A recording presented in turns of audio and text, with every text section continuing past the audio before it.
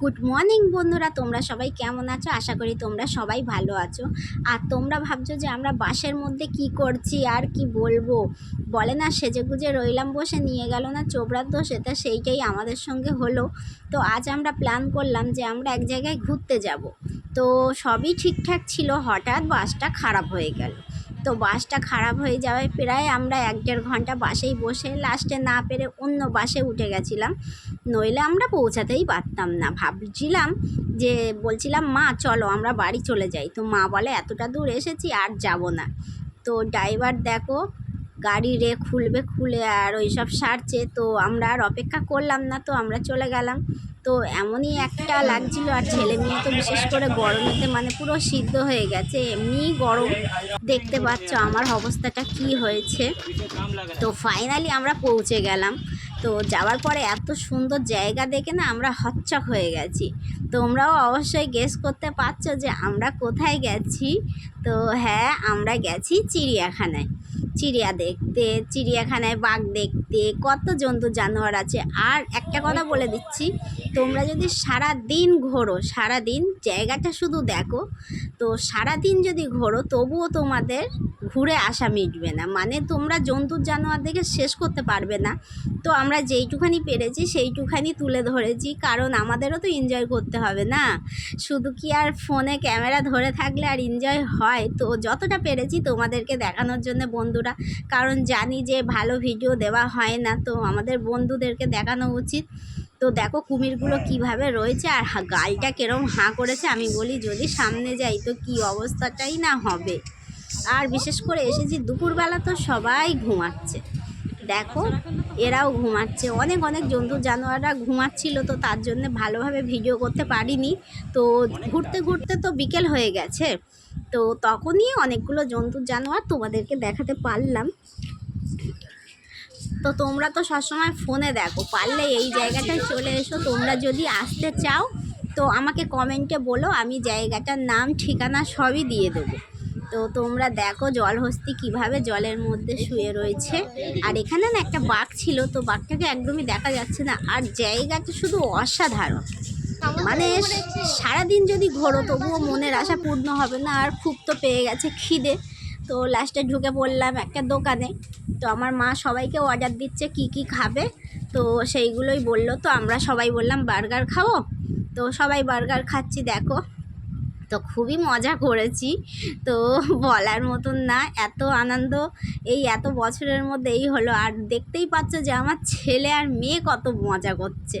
আমার ভাই তো আছেই, ও তো ওদের দুজনকে নিয়েই ঘুরতে ব্যস্ত, আর আমি আমার বোন আর আমার মা আর আমার বরমশাই, ওরা দুজনে। আর সবাই ফোনে ব্যস্ত, সবাই মানে ক্যামেরা করতে ব্যস্ত, কি বলবো। তো যাই হোক, তোমরা ভিডিওটা স্কিপ না করে পুরোটাই দেখো, খুবই ভালো লাগবে। জায়গাটা একদম অসাধারণ অসাধারণ। কত বড় বড় গাল করে খাচ্ছে, আর আমার মা খাচ্ছে দেখো, আরো যেই জামাই বলেছে দেখিয়ে দেখিয়ে খাচ্ছে।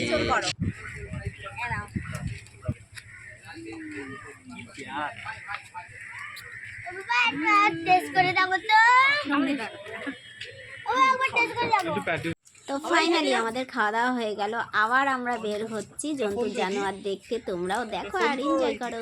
তো আমরা সত্যি বলতে হেঁটে হেঁটে ক্লান্ত হয়ে গেছি। তোমরা আবার সবাইকে দেখো, এনজয় করো।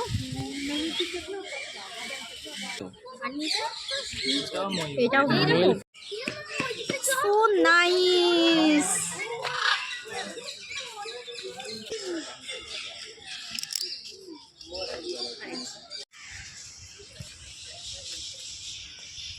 আর এখানে সব থেকে যেটা বেশি ভালো লেগেছে সেটা বাঁদরের আওয়াজ, শুধু দেখলেই তোমরা বুঝতে পারবে। এনজয় করো দেখে তোমরা।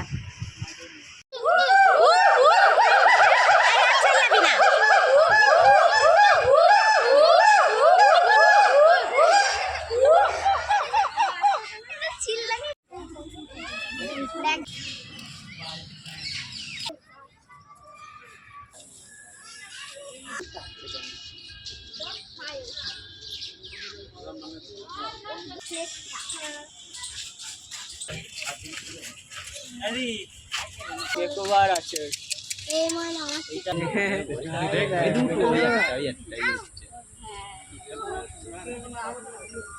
ভাল্লুকগুলোকে একদম অসাধারণ লাগছে, তাই না?